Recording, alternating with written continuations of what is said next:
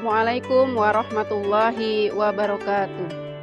Alhamdulillahirabbil alamin. Wassalatu wassalamu ala asrofil anbiya'i wal mursalin wa ala alihi wa sahbihi ajma'in. Amma ba'du. Alhamdulillah, marilah senantiasa kita bersyukur kehadirat Allah Subhanahu wa taala. Pada hari ini kita masih diberikan banyak kenikmatan oleh Allah sehingga kita masih bisa melaksanakan aktivitas sehari-hari. Ya, kita masih diberikan kesehatan, dan ini adalah sebuah nikmat yang sangat luar biasa yang Allah berikan kepada kita. Salawat dan salam semoga senantiasa Allah limpahkan kepada uswah hasanah kita, Nabi Muhammad Sallallahu Alaihi Wasallam. Baik, anak solih-solihah dan bapak ibu yang berada di rumah, hari ini saya akan menceritakan sebuah kisah, yaitu kisahnya Thalhah bin Ubaidillah yang tidak pernah ingkar janji. Ya. Thalhah bin Ubaidillah yang tidak pernah ingkar janji. Thalhah bin Ubaidillah adalah seorang saudagar Quraisy. Ya. Ia sangat cerdik dan punya kelebihan, yaitu dalam strategi berdagang. Thalhah masuk Islam ya, ketika waktu itu melalui perantara Abu Bakar As-Siddiq. Jadi kisahnya, sebelum Thalhah masuk Islam, beliau bertemu dengan seorang pendeta dari Syam. Ya. Pendeta dari Syam ini mengatakan kepada Thalhah bahwa pendeta ini memberitahukan bahwa ada seorang yang bernama Ahmad bin Abdullah. Dia itu sebagai Rasul terakhir. Maka temuilah ia, kata sang pendeta. Nah, jadi perkataan pendeta ini sangat membekas di hati Thalhah, sehingga dia sangat terbayang-bayang gitu ya, ingin segera menemui Ahmad bin Abdullah tersebut. Kemudian segeralah dia kembali ke Mekah. Kemudian setelah kembali ke Mekah, sampailah dia di rumah, keluarganya juga mengabarkan ya kepada Thalhah bahwa ada seorang yang bernama Muhammad bin Abdullah. Dia mengaku sebagai nabi terakhir.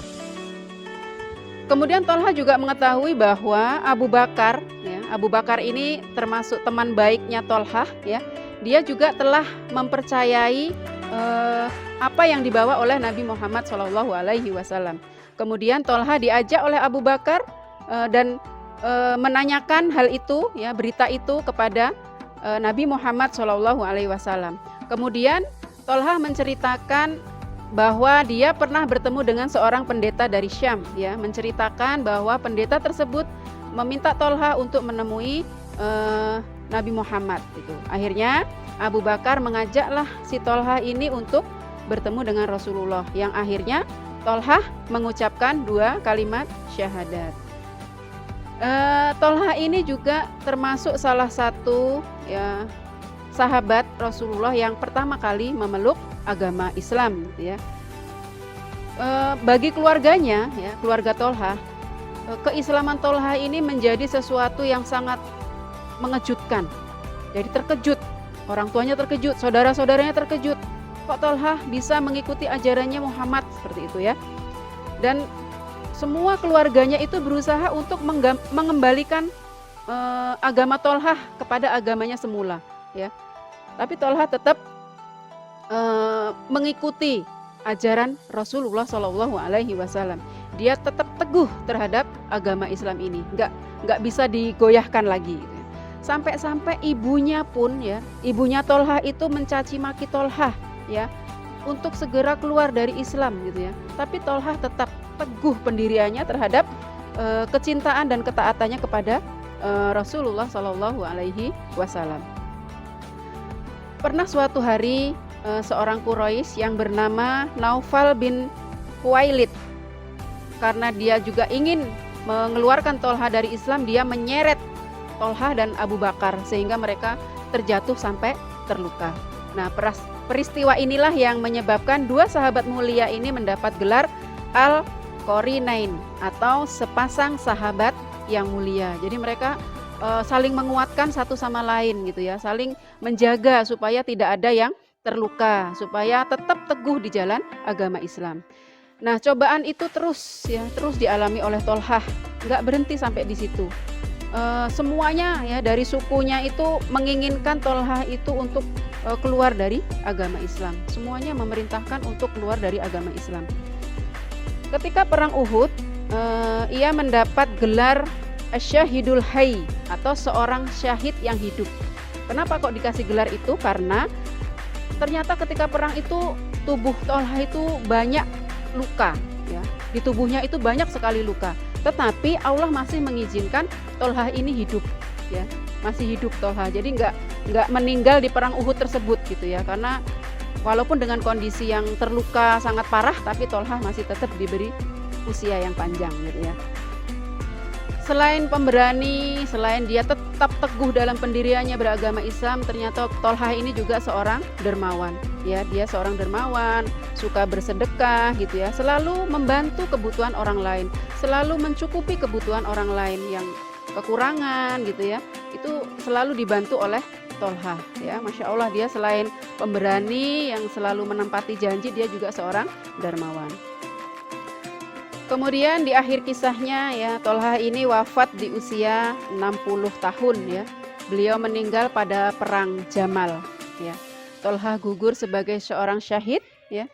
Selama hidupnya dia selalu menepati janji ya, termasuk janjinya yaitu taat kepada Allah dan Rasulnya ya.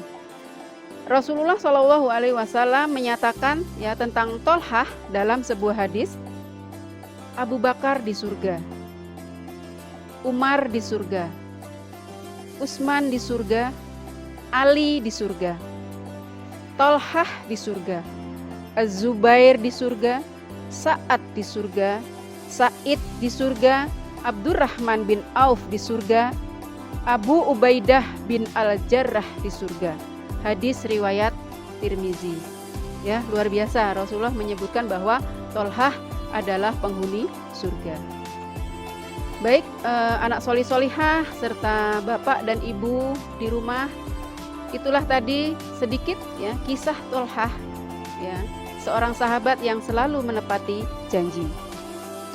Ya, Tolha bin Ubaidillah merupakan seorang yang dermawan ya, kemudian teguh pendirian, selalu menepati janji dan cinta kepada Allah dan Rasulnya, sehingga Allah dan Rasulnya pun sayang kepada Tolha. Nah, tentunya kita juga ya ingin disayang oleh Allah dan Rasulnya. Mari sama-sama kita mengikuti kisah teladan dari Tolha bin Ubaidillah untuk selalu menepati janji ya. Janji Tolha yaitu selalu mentaati Allah dan Rasulnya ya, walaupun dia disuruh keluar dari agama Islam, dicaci maki, dihina oleh saudaranya, oleh orang tuanya, bahkan ibunya, dia tetap teguh pendirian, tetap teguh menepati janjinya untuk taat kepada Allah dan Rasulnya. Baik, demikian yang bisa saya sampaikan, kurang dan lebihnya mohon maaf. Mudah-mudahan kisah ini bisa menginspirasi kita semua untuk selalu menepati janji. Assalamualaikum warahmatullahi wabarakatuh.